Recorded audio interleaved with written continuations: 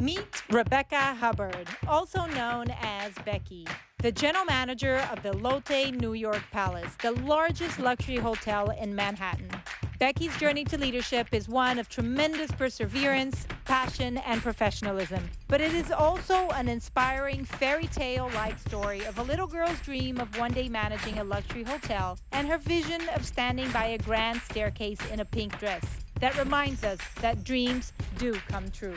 So, Becky, it's a pleasure to have you here. I'm very excited to hear your story, to hear everything, the latest and greatest about New York. So, thank you for joining us. For those that do not know Becky, she is the general manager of the Lotte New York Palace, which is by far one of the most iconic properties, I'd say, in the world, but definitely in New York. And Becky and her husband, they live in New York. You started your career in New York. And I'd love for you to share with us a little bit about your background and how was it to climb the ladder of the Big Apple and be within, this incredible leadership position at the helm of the Lotte New York Palace? First of all, I'd like to say I'm so happy to be here, and it's just a pleasure to talk to you, especially from where I'm sitting right now at the Palace, because we're here in New York City and open, and it's just a very nice place to be right now amid what's going on in the world. So thank you for having me here. But to start, with my background, my story starts actually in a small little town in Seneca Falls, which is in upstate New York. So I grew up really in the middle of nowhere and in the country, in the woods. And I really started my career, when I came to New York about 22 years ago. But my passion and the dream of being a hotelier actually started when I was 5 years old, if you can believe it. I served my parents in the parlor of our house. I set up on two wooden horses with one of my dad's lumber pallets, and I set up a bar in our parlor. and every evening I would serve my parents cranberry juice and have some sort of elevator music on my radio as they would come into to the parlor. That's amazing. I don't know how I knew to do that. That's the part that actually bewilders me, is because we actually didn't grow up staying in hotels. We were from the country, so we did a lot of camping, and we really didn't go to hotels right when I started out as a small child. But as I grew up, and my parents started to let me, during our camping trips, book one night in a hotel room. And so I would go through the AAA book and pick out the best hotel that I could find. And I would tell my brothers and sisters all about it. And I would go and give them tours when we got to the hotel, because I had already researched everything and where it is and what they had. I would take them around, and I just fell in love with the hotel. My dream one day, which had been in my head since I was 5 years old, was to work in a grand hotel with a large grand staircase and a huge chandelier. That's what I pictured. And I pictured myself with a clipboard, because it was the 80s, walking into the hotel or walking through the hotel, pointing to different things and directing my team. And I was always wearing a pink suit in my dream. So that was my childhood dream. And I really just worked from there. I in high school, I did every type of hotel job that you could think of, including being a room attendant, throughout college. And I was a busser, I was a server. At a hotel I used to work at, you did many things. You were doing the laundry, but also delivering in-room dining. And then cleaning the rooms. So you did everything. So I just adored it. It was in a castle. So it was really fun to be in. And, I grew up in Seneca Falls, which is significant because it is the home of women's rights, and it's where women got the right to vote. And I, throughout my career, have always remembered where I came from.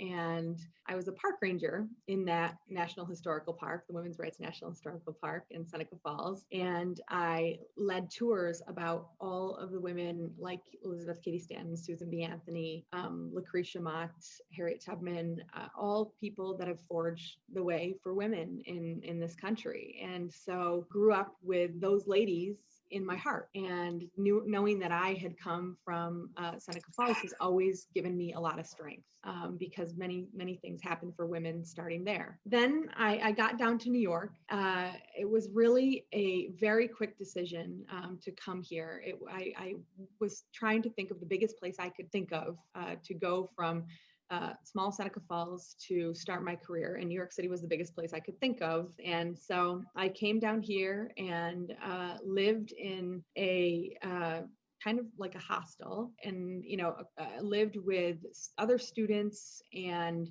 other New Yorkers that I'd see sometimes around town, and just really made my way. And I remember my parents dropping me off in New York, and my mom looking at me in the rearview mirror, and I think that she didn't know what she just did, which was to leave her little girl in New York to start her career and her dreams. In New York was amazing to me. It was everything that I thought it would be. And, it was a place where you can participate in everything, but also stand back and observe from afar. And I am a huge people watcher. I love the mannerisms of people. I love to see what they're wearing, what they're doing, how they're acting. I like to think about their stories behind them. And so New York was just incredible for me because I got to see that. I just literally worked my way up when I got here. I started as a front desk agent in New York, and it was the best job because that's where all the interaction happened with people. And I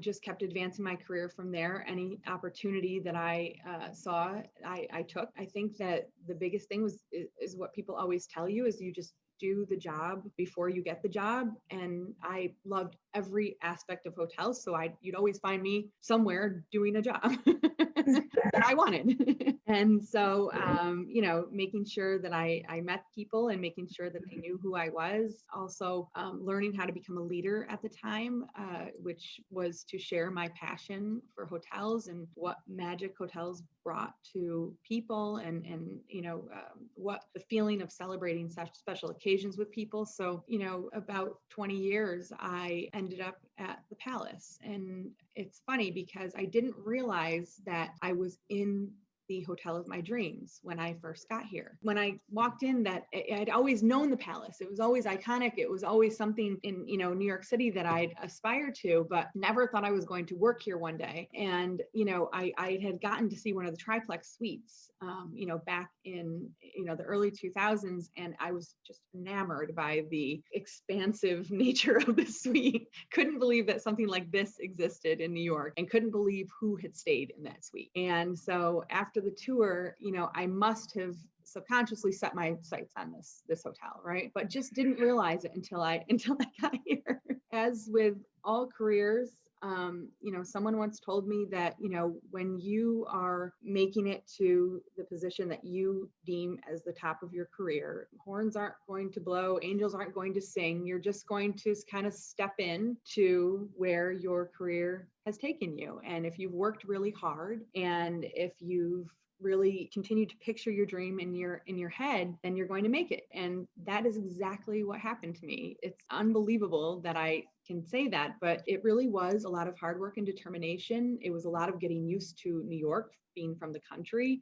I had to learn how to be fast paced when I wasn't. And now, I can't believe I say I'm a New Yorker because, I would have never pictured having a husband and two little girls that I'm raising in New York City, but it's become a dream. So of course, standing in front of the grand staircase, being the general manager of Lotte New York Palace, when I got the position, my mom, of course, sent me a pink suit. Oh. And so, that's what I wore in the first, days of my career. And so my dream came true. Be in this unbelievable hotel, unbelievable people, and just living an incredible dream in New York City. It's like a fairy tale. I mean, it is the ultimate fairy tale, right? You have a dream, and then you work your way, and then at the end of the, end, it's not the end, but really you have that perfect scene of you in the pink suit standing in front of the staircase as the general manager. I think it's what everybody needs. It's the real life fairy tale in New York, which is, if you can make it in New York, you can make it anywhere. So it's so inspiring and it's so motivational, to believe that dreams can come true, even in today's rough and tough environment. And the reality that we're living, I think, is what everybody needs more than ever before. It's to believe and it's to keep that hope alive. And so I'm grateful that you were sharing your story with us. And now that you've been at the New York Palace for, a number of years, what would you say, what makes the property? I know the people are so important, but when you look at, it's a very competitive scene in New York. What would you say are some of the, I hate to use the word unique selling points, but what makes it so special? Well, I think it's the vibrancy of the palace that is really, ensconced in New York City itself. Right. And so I think the history lends itself to being just the icon that it is today, because we've been welcoming guests for over 40 years, 4 decades of celebrations, incredible happenings in and around the hotel. The people that have come here to the palace, kings, queens, presidents, celebrities, sports stars, musicians, everything has happened in the palace. And there's so much, when you walk in, you feel that history, and you feel it because also the incredible people that have been with the hotel since it opened have been experiencing, the people that have been coming here and providing the most incredible experiences for people. And they've grown up with these guests, and the guests have grown up with them.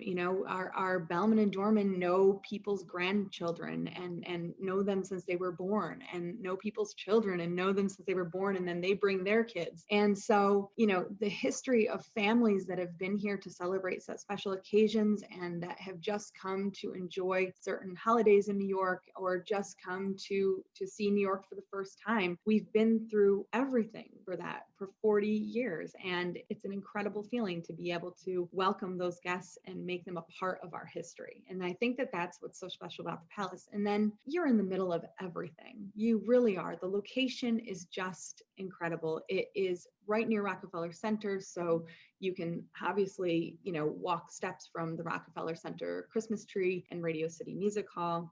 Central Park is just steps away. And so you're really in the middle of it all. And so again, that's what I experienced when I first came to New York, was that I had everything at my fingertips. I could watch world-class entertainment, and I could go to places that, people dream all their life to go to, or I could step back and see it from afar. Well, the palace provides that for you. It provides the fact that you can look from 55 stories up at an incredible view of St. Patrick's Cathedral and really look at what New York City is really like, and look at the people buzzing around in the city, and look at the different architecture that makes New York City so beautiful, and look at the little areas on the rooftops that are so interesting. And I think that for the palace, its perfect view and its perfect setup in the middle of it all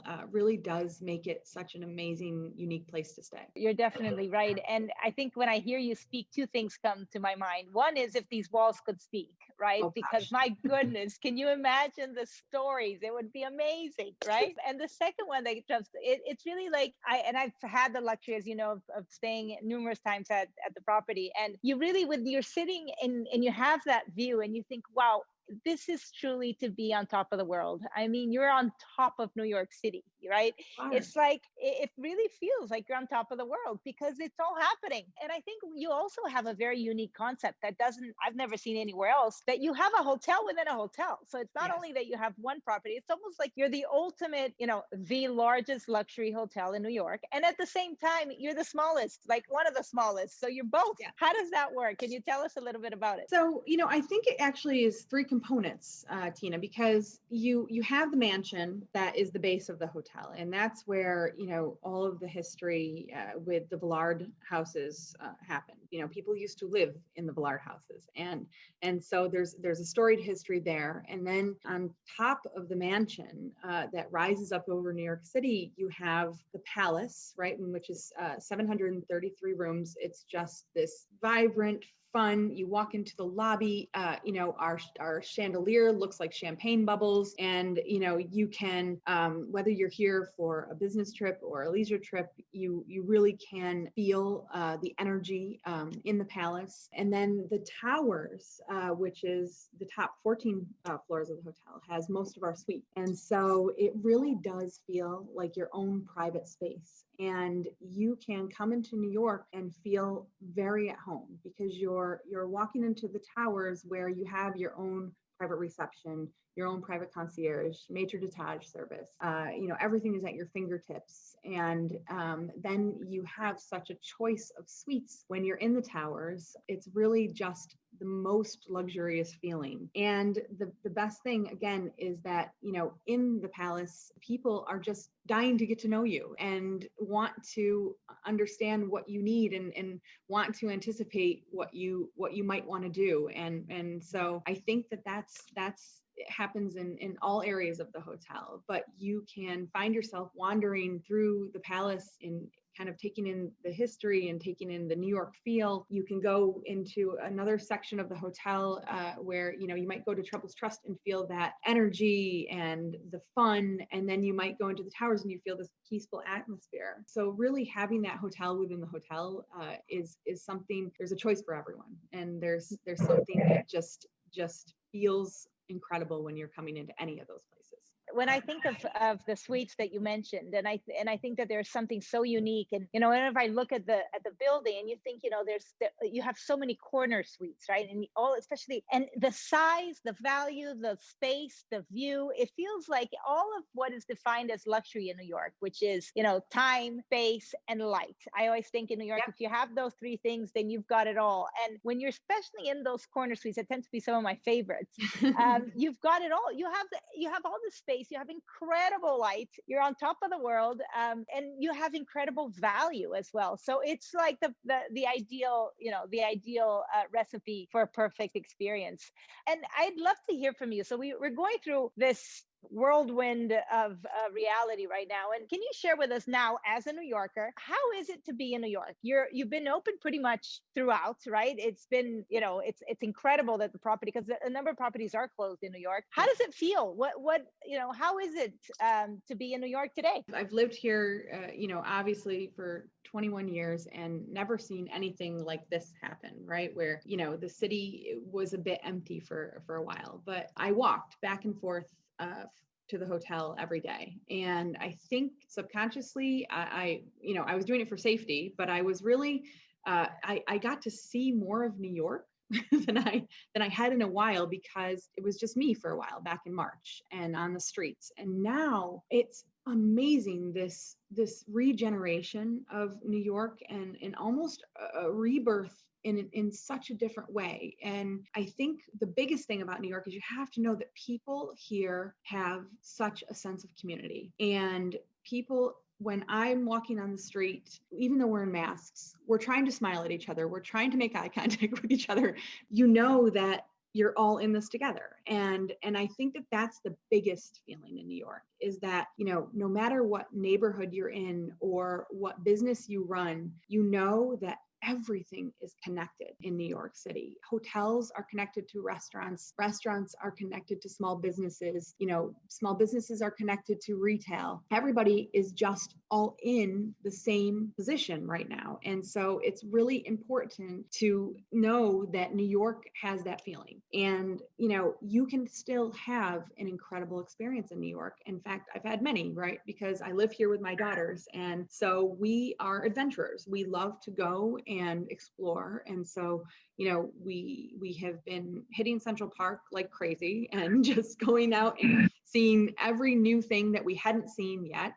You can go to Rockefeller Center, you can go to the Empire State Building. And the thing about New York now is that you have it a bit to yourself, because not everybody is here yet, but people are coming. And so this would be the time to come to New York, when you can really see New York in your way, really be able able to navigate around the city incredibly well because it's not as crowded as before, but shops are open. I had the most amazing shopping experience at Tiffany's. The other day, I had to buy a bracelet for actually one of our residents that turned 100. I went in and it was an incredible shopping experience because it was like my own private shopping. And they took me up and they said, "What are you looking for?" And I was escorted around the entire store. We had fun. We talked about the history of Tiffany's, and it's something that you don't get to do when it's so busy in New York City. So I think that's what is so fun about the time here now. There is that sense of community. There is that sense of, thank God people are here. I've been missing you and I want to talk to you, and that human connection. And then, really just everyone is all in for reviving the city. It's a great comment to think, everybody's all in, right? New York feeds off each other. It's an energy that's contagious. And it was very interesting with our TL talks and, all the conversations we've been having. Some people keep questioning, will these big cities be as attractive as they were before? Will people come? And it's so interesting when you speak to people who are, passionate about the urban energy, that city vibe. It doesn't, they can't wait to get back. The energy you have in New York, you can't replicate that anywhere in the world. It's truly, truly unique. It's contagious. It actually fuels us. It comes from the streets. So you feel it in the air. It's the people, it's the energy, it's the motion. New York's gone through so much in its history, and it just comes out stronger and stronger and stronger. Yeah. And New Yorkers are so resilient. I mean, I feel like it's that the world is so resilient right now, and everybody's doing everything they can to keep their families safe. But New York has this unique opportunity here because we have so many things to do, and it is so exciting when they come back one by one. You feel so proud of the person that made that come back, or the group of people that made the Rockefeller Center come back, because it's an incredible amount of work to do so, but it also just feels good to be able to be here for people that might come and people that want to come. Like you said, there's people that really miss going to New York City, and I think that's what we feel like at the Palace and that's why we've stayed open most of the time, because we wanted to be here when people were ready to return. It was really important for us because we've always been here for people, for decades, and so now shouldn't be any different, because actually now should be even more so, because we want to welcome the people back that want to come and experience New York again. I want to commend you. You're the captain of a very large ship. It's really, and you have been forging ahead, and really it's amazing because I have the luxury of being in touch with your team and knowing them and being very fond of them, and the energy, despite everything we're going, has always been there. It's always been about looking at it in a positive light, about how do you take the silver lining, what can we all do together to grow out of this and to come out stronger. And I commend you for it, because it's not easy, right? We are all going through difficult times, and as a tremendous leader that you are, what has been your, I would say, one of your strongest tools in this, most important tools during these times, to keep your team so motivated and keeping that positive light on? I think that the biggest thing is that it's inclusiveness and not making decisions in a bubble. And my team and I have always been close, but I feel that we are so close now, and that much closer because we've all been drinking from this fire hose and learning so much as we go along and learning it together. But there are some really critical decisions that we've had to make over the past few months, that are regarding people's safety and health and well-being. And they're very hard decisions to make. The biggest thing about my leadership is I don't lead alone. I lead with a team, and making sure that we run decisions by each other. It's just saying,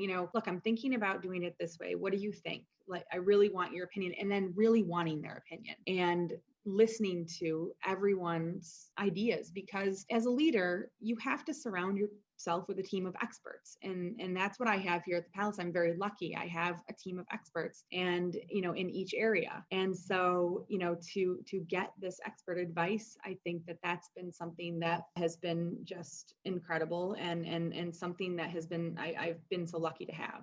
I think that that's the biggest thing. And then leading from the front, there was not a time when I wanted to work from home because I'm just not a work from home kind of person. I have to be there to see things. I have to, be in the hotel to make sure that it's okay.